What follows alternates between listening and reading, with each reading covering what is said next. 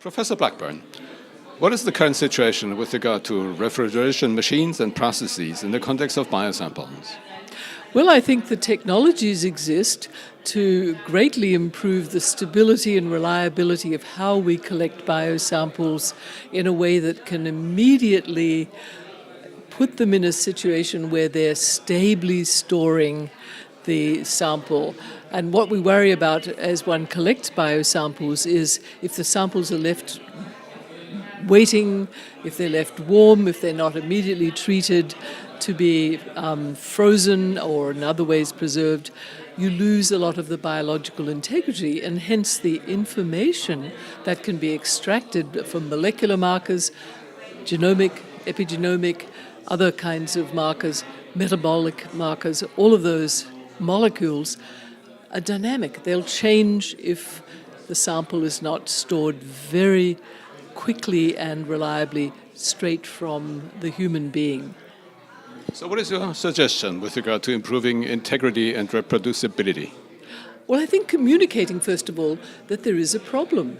Many people don't think about this, but a few demonstration examples make the point very, very clear that the nature of what one will detect will be a function of how long the sample was waiting until it was stored after it was extracted, let's say, as a blood sample from an individual who one is interested in understanding.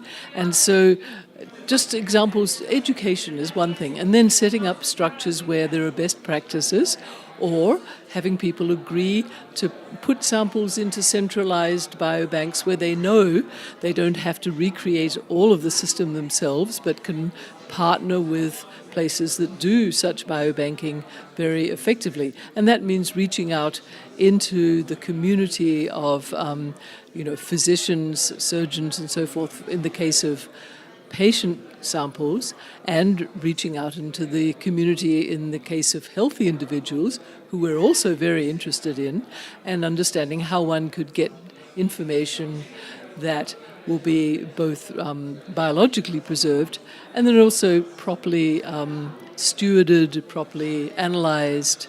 So communicating is a big part of it, just really making sure that the different stakeholders, the different collaborating parties understand why this is valuable. So in the context of precision medicine that really works, have you seen examples which function? Well, I've seen an example of a very, very well set up system, for example, in Heidelberg, where it's been beautifully set up using well thought through engineering principles and well thought through design for how you would design very stable ways of storing samples. I've also seen examples in Germany of where there's arrangements by which samples will be obtained from, for example, the operating room in a way that makes sure that they will be stored immediately and reliably. So one sees examples of how it can work, and then that can inspire others to follow. But it does mean communicating why this matters.